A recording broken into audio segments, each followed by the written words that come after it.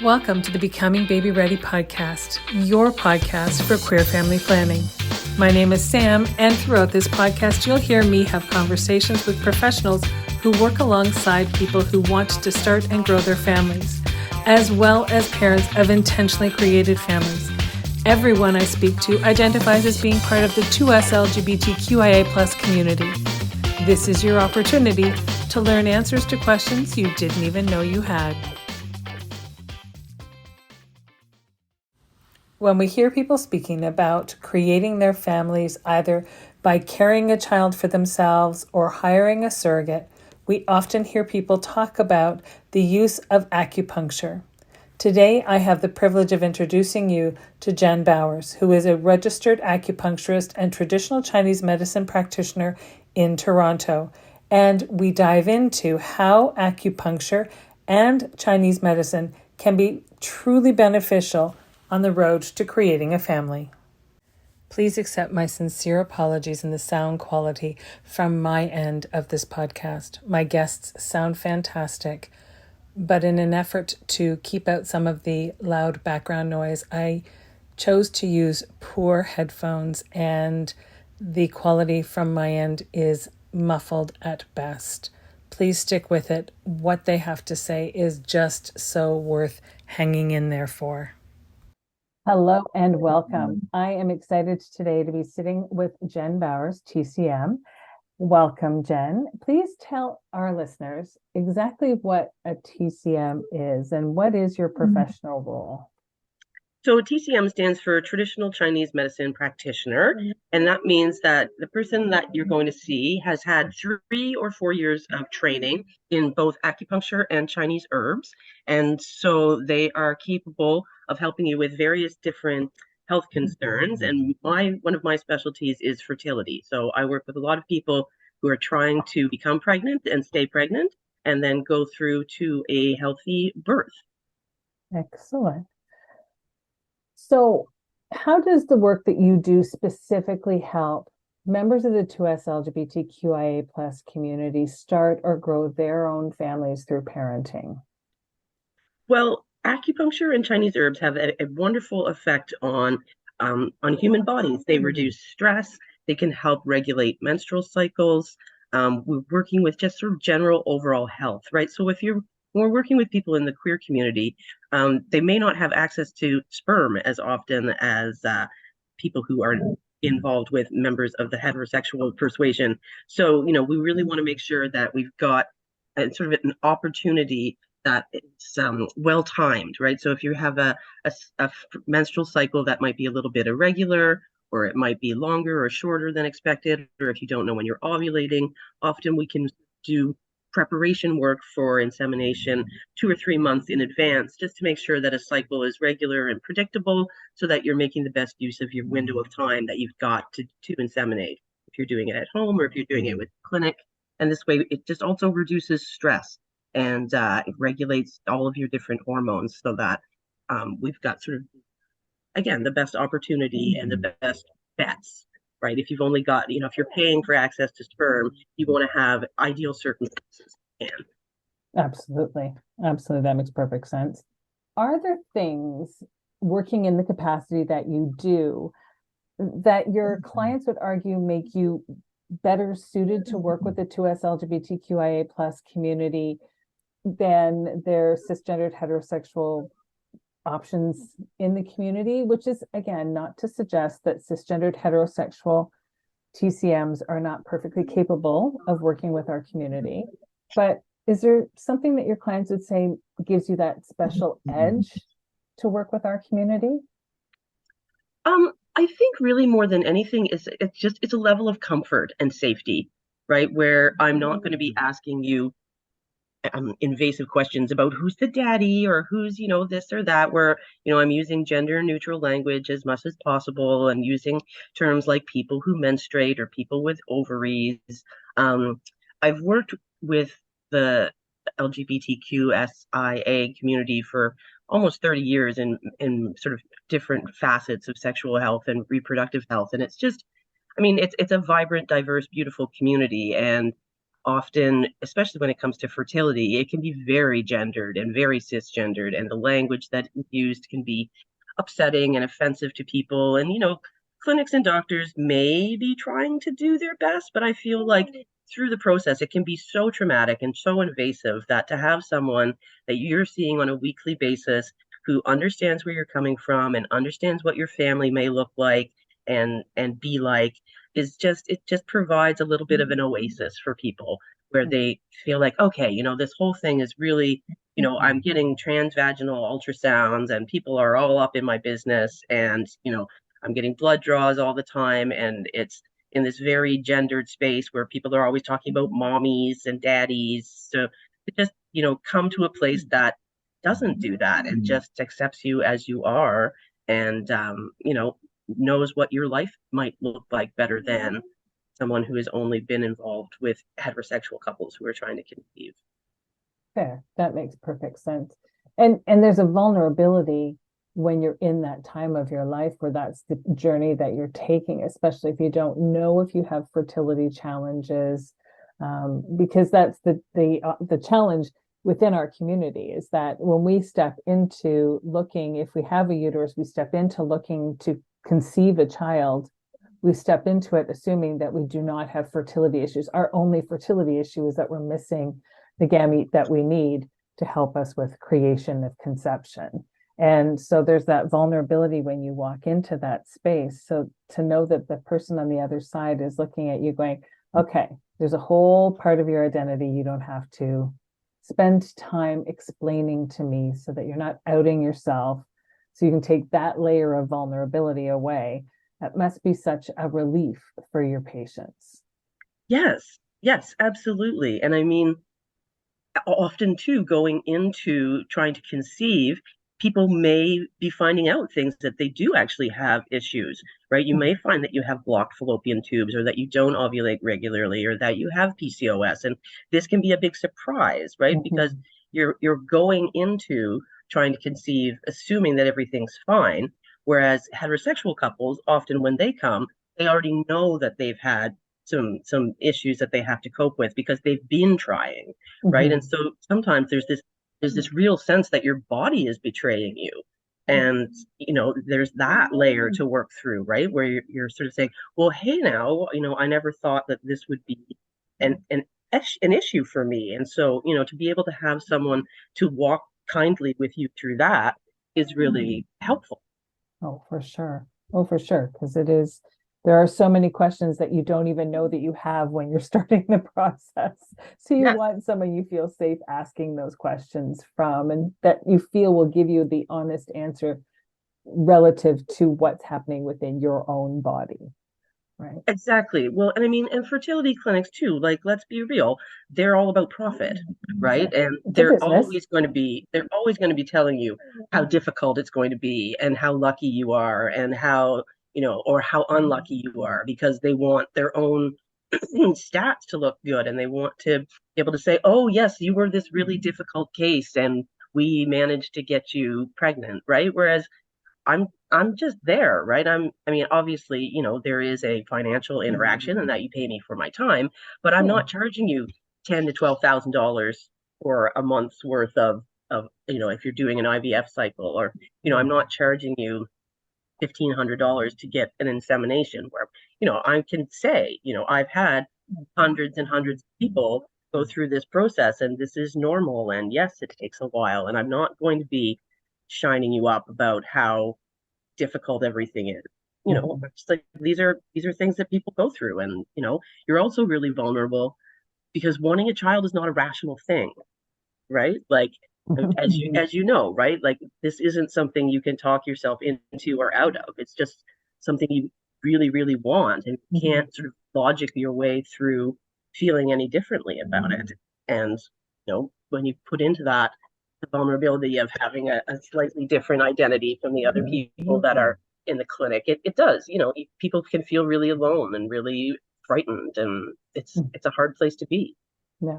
Oh, and it absolutely is. Can you just let anybody listening know, typically speaking, are TCM services something that are covered by most insurance plans for people who have insurance through their employers? Yes. Yeah. It generally is covered. I tend to work with on a sliding scale with with with this population, or like with our population, simply because so many of us work in jobs that don't have great insurance or have limited insurance, and so I often will offer sliding scale options simply because the fertility journey is so expensive, Mm-hmm. and often queer women or people who identify as female um, don't have the best paying jobs, right? No. Yeah, that's very true. But that is also why I bring it up, because some people don't. We hear about, our insurance will cover chiropractic, it'll cover a naturopath, it'll cover massage, but sometimes people don't know how to or where to look beyond within their healthcare package to know if it is a service that's covered, and as much remuneration as we can get from resources like insurance companies for services that are incredibly beneficial, like yourself, the better educated people can be about that, so that they can set themselves up to try the things that they didn't even know were options to try, right? Mm-hmm. Absolutely. And if you have those resources, then amazing. Yeah, Um, but there are fewer now post-COVID, but options for sliding scale yeah, acupuncture treatments that if you sort of look out, especially in bigger cities, right? Maybe not so much in smaller communities, but sliding scale acupuncture can be available. It can be an option. yeah, yeah. Are there any pearls of wisdom that you've learned over the years that your clients are especially lucky to learn from you that they might not learn from anyone else? Mm, is a good question. Um, I mean, wow, yeah. I don't know. I mean, I think that one of the things that I do in my practice is I really try to normalize the experience and to normalize the mental health challenges that come along with this, right? With the anxiety and the sadness and all of that can come along with it. And I really do my best to make the process as fun as possible, right? I use a lot of humor, and I tend to develop relationships with my clients where, it's we're not friends, but it's friendly, right? And it's not a clinical sterile experience, right? It embraces you where you are at that moment, when you walk in, what you're doing, how you're feeling, how your day is going. And, I am really there and present for you in a way that um, most Western medical staff aren't, right? They don't have the time, they don't have the resources. But when you come in to get a treatment and see me, you've got me for a full hour. Right. And if that means that we have a 10-minute conversation, we put the needles in, and then you have a nap, then that's great. But it also means if you're stressed out, if you're crying, if you're having a bad day, then I'm there for that too, right? And I'm not uncomfortable with that. And I've been there with people enough times that that's just part of the process, and that's okay. Yeah. Well, but it's all linked, right? I think that Yes. that's the piece that Western or like North American medicine tends to to disregard, is that the emotions of how we're feeling through the journey and our hormone fluctuations and all of it is interconnected. And so if you take the time to talk to somebody about how they're feeling, why they're feeling that way, then often that goes a really long way in helping their whole overall experience be more positive Yeah, and therefore more absolutely. successful, I would assume. Absolutely, because I mean, especially if you're having to take hormones, you're doing, egg retrievals and things like that. Like the hormones make you crazy Mhm. sometimes, and a lot of, you know, the Western doctors will be like, "Oh yes, there will be side effects," and I'm just like, "Oh my God, do you have the progesterone?" Right? And just like being very Yeah. much like, "This is part of it. It's okay, right? Like Mhm. we got to get you through this, and it's not forever." And we'll just see how it goes. But also, yeah, I mean, when we're doing regular treatments, people's stress levels are a lot lower, and so the odds of conception get higher simply by statistics, right? Mhm. not even changes in the body, but just, if you've got less adrenaline and cortisol going on, you're more likely to be able to conceive. Right. And I think that that's a piece that gets missed all the time, although we hear it peripherally from other people. Generally speaking, we hear it among our cisgender heterosexual peers who've been trying, air quotes around that, for an extended period of time, and all of a sudden they say they're going to stop trying. Christmas is coming, we're going to let ourselves drink, we're going to let ourselves party, we're going to let ourselves do whatever. And so we're not going to try this month. And then all of a sudden, come January, oh, surprise, now we're pregnant, because we took that piece of trying out, that stress out of the whole equation. We don't have that option in our community to not try consciously, because everything that we do in family creation is very conscious and very intentional. And so I think that finding whatever resource you can to reduce your stress has got to be overwhelmingly beneficial to our processes. Yes, absolutely. I mean, I don't know how many straight couples I've known that have stopped trying and gone on vacation and then come back. Oh, Yeah, right, exactly. right. Like, oh, maybe we just needed a week in the sun.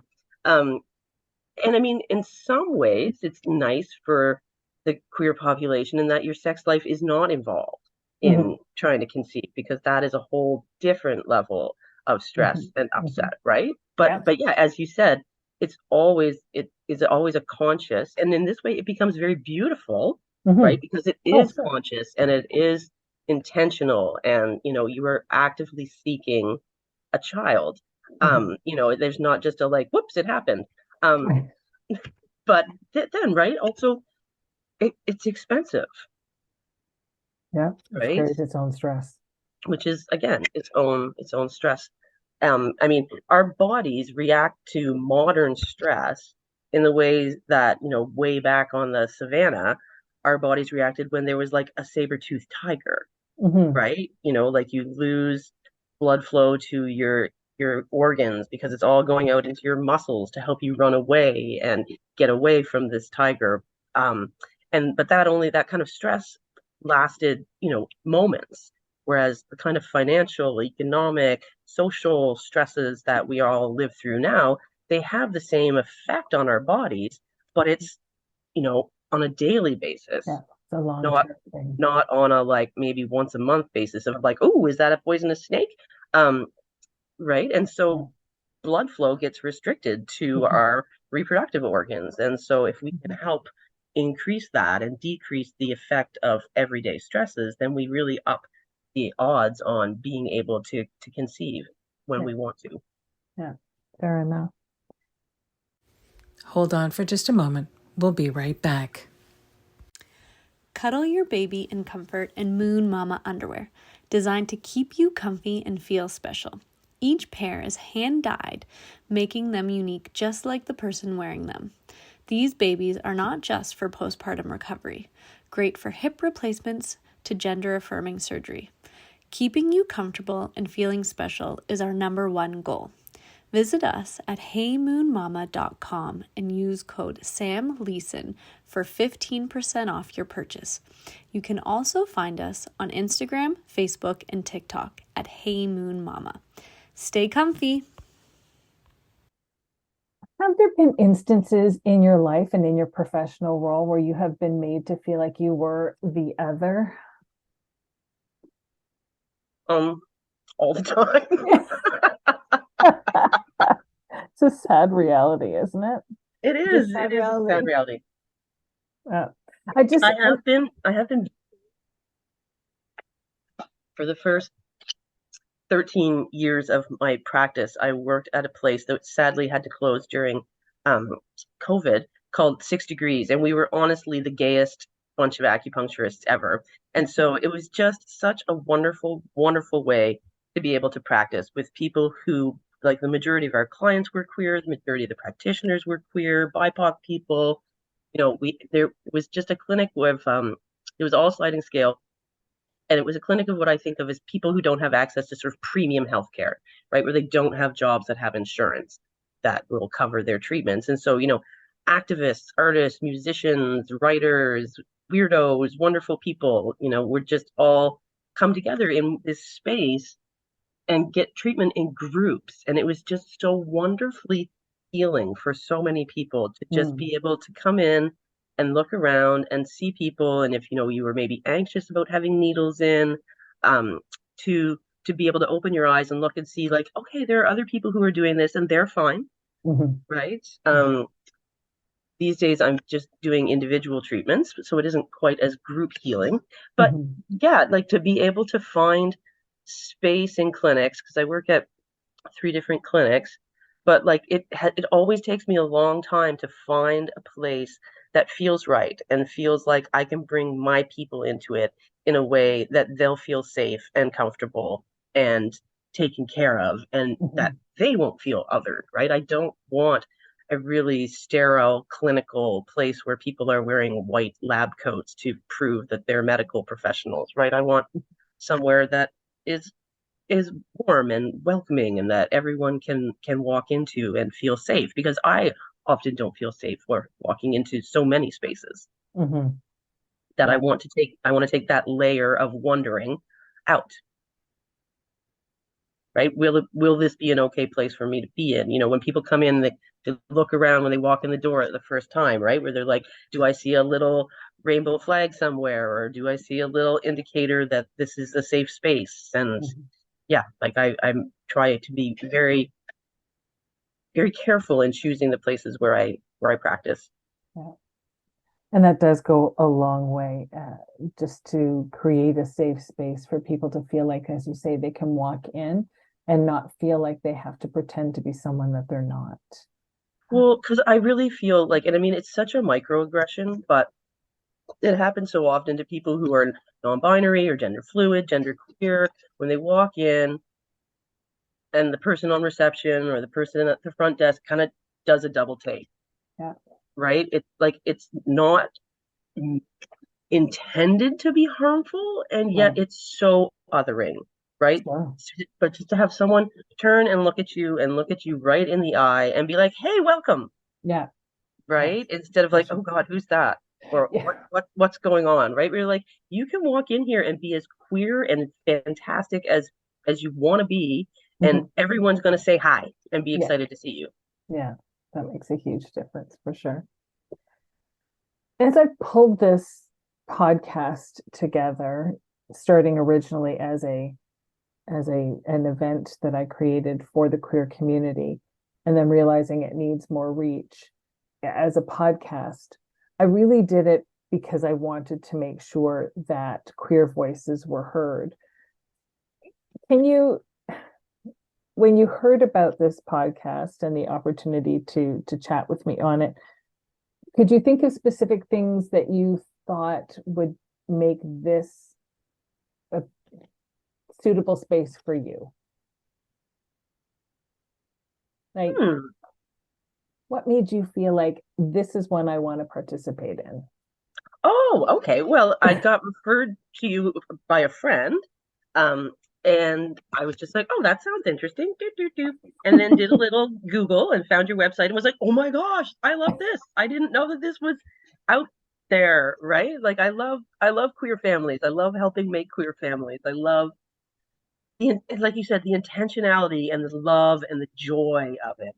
Just Mhm. so beautiful. And so to be able to extend that reach further, especially, I mean, I'm in Toronto, right? It's a big gay city, It any is. right? And so there's lots of resources here.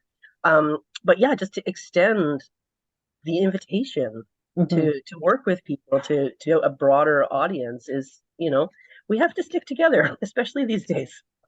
100%. 100%. It feels like as many steps forward as we take at least as many backwards at the same time. It just, I mean, it's interesting because, like I said, I've been working in sexual health stuff for almost 30 years, and for so many of those years, it felt like, incremental steps forward, right? Mhm. Little bits, right? On every front of activism, Sure. right? On like international stuff, environmental stuff, geopolitical things, BIPOC rights, queer stuff, right? Like little bits. And just these last couple years feel like we've just been kicked in the face over and over and over again. Yeah. And it's really, well, it's really scary and it's really sad, Mhm. right? I mean, especially I'm watching all of this bullshit with parental rights, around, what you can teach your child's gender identity in school and things like that. And people are being misled. They're being lied to, right? By conservative folks who are trying to stir up shit. Because, all you have to talk about is rights of the children and everybody gets all woo, right? Yeah. But like we're trying to deny children the option to see who they could be. Like it's so painful. It's soul wrenching to me. Yeah. That this is where we are. And I have hope. I have to say I have hope. I have children myself that are in their mid-20s. My stepdaughter's in her late teens, and I see them and their peers being so open and understanding and accepting. And I'm thinking, you guys just need to get a little bit older so that all of you can collectively be at the age and the maturity level where you're actually influencing change. Because right now you're still in this apathy age where you have convictions, you have feelings, you believe strongly, but I'm just going to go with my friends on Saturday night. Like, it just not give a lot of time and energy to it yet, but they will. I have the hope, and I have the truly fundamental belief that they will. They just need to mature a little bit to get to that point. Yes. I mean, my street that I live on is a little one block dead end street with children everywhere. And yeah, it's amazing how they talk to one another. Like, some of them were practicing pronouns the other day for a friend of theirs who was like coming out as androgynous, and they were like, we got to practice this so we get it right, and it's just like so pure and so sweet. And other kids I know who've come out recently as non-binary or queer, and everybody just goes, okay, great, right? Like, there's no big deal. It's not shocking. It's not odd. It's just, okay, fine, that's great. I mean, I asked one of the kids the other day, said, we were talking about crushes, and I was like, is there anybody that you're interested in? And he was like, well, maybe. And I said, well, what are they like? And his answer was, they're tall. Okay. Right? Like, didn't matter the gender, didn't matter, right? He was just like, well, they're tall. Descriptive factors. Right? Yeah. And I just like, well, there it is. It's perfect, right? Yeah. They're tall. Great. Yeah. That's like, I'm worried if I ask them to dance that they're going to be taller than me. Fair. You just never know how that dynamic's going to go.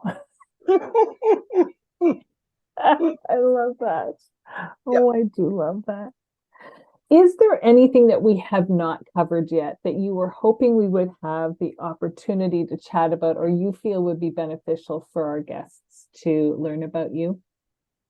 I feel like I'm a good practitioner to come to because I've done this thousands of times, right? You can go see any TCM practitioner and they will be able to help you along your fertility journey, right? They will be able to pick the points and choose the herbal formulas and all of that. Anybody who's done the training will be able to do it. They may not have fertility specific training, but they, will have a TCM concept of the human body and how it works.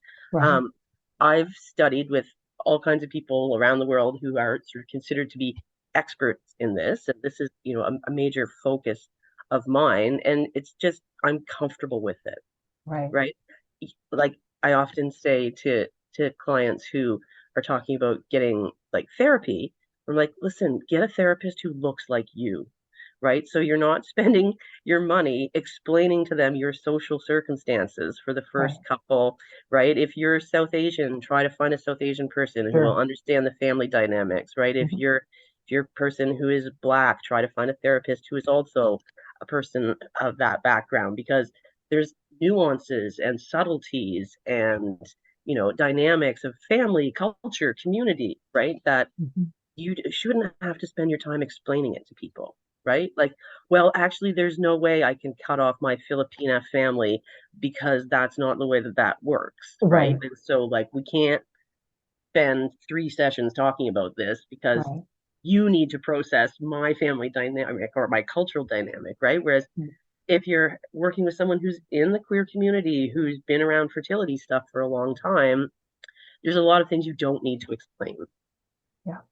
And that's where representation really matters, right? I know that as I'm reaching out and talking to people about being guests on my show, I've had a number of professionals reach out and say, I'd really like to be a guest. And and I feel self-conscious saying, do you identify as being part of the queer community? And they'll say no.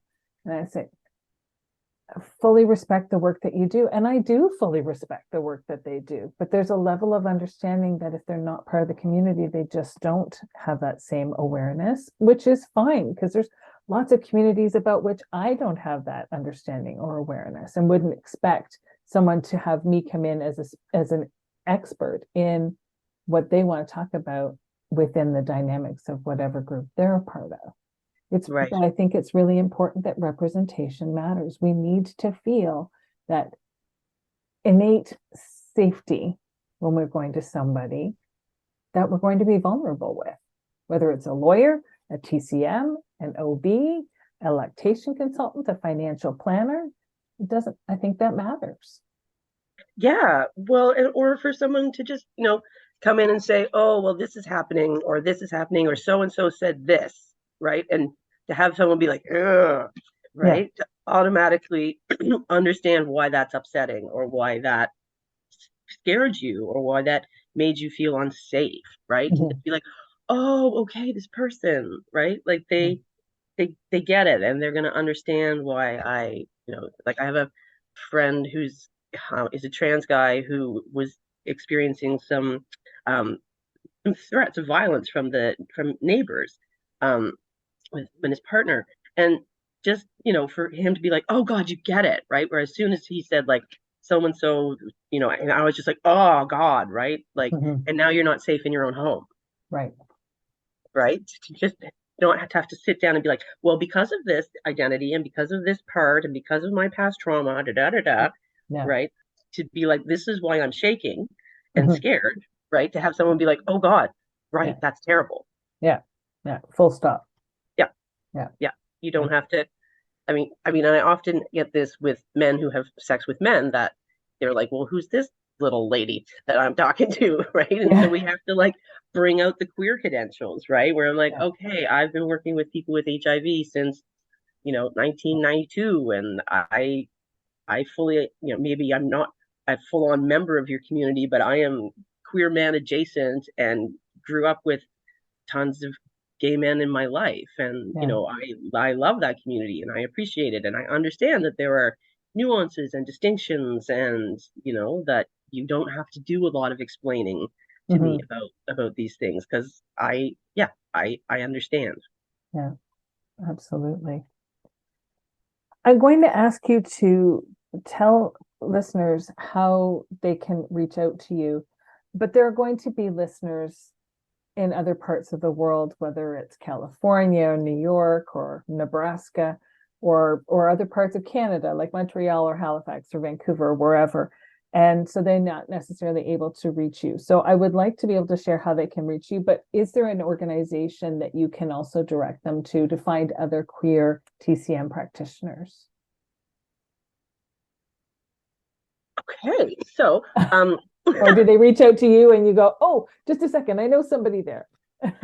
yeah, it's more of that, right? Okay, Where okay. there's this little network of queer TCMPs who kind of keep track of one another and refer people Right. to one another. Mm-hmm. Um, but yeah, I am at littledragonacupuncture.ca.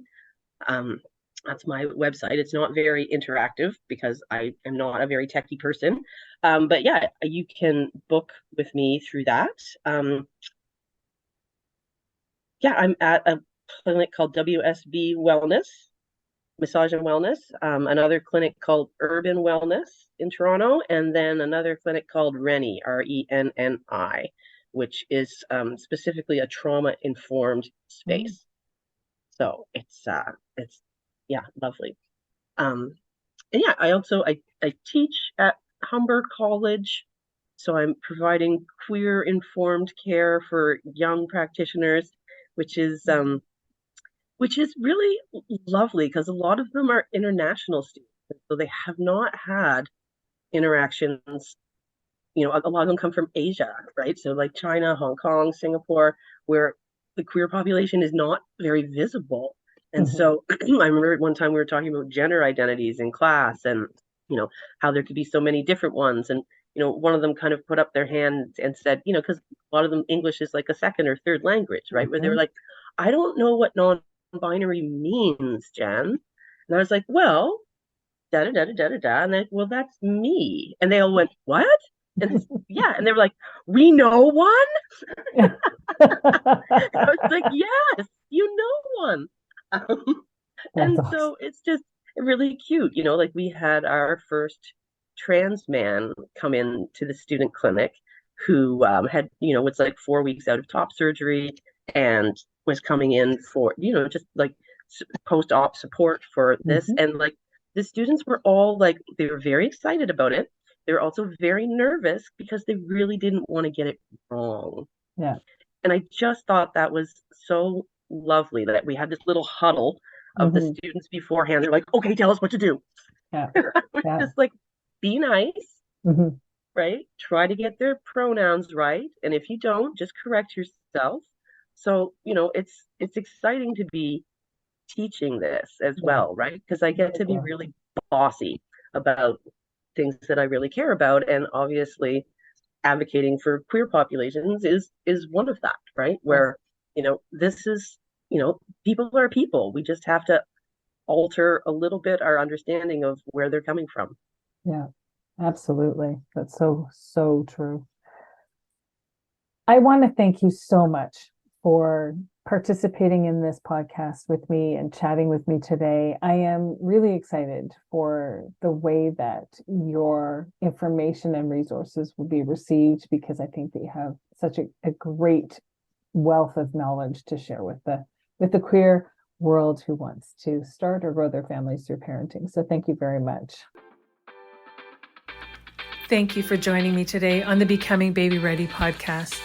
If you have a story that you'd like to share, or you know someone who might, if you're a professional who works in the capacity of helping people start and grow their families, and you identify as being a part of the 2S LGBTQIA+ community yourself, then please don't hesitate to reach out. We always have room for more stories to share, and there's always more learning to do.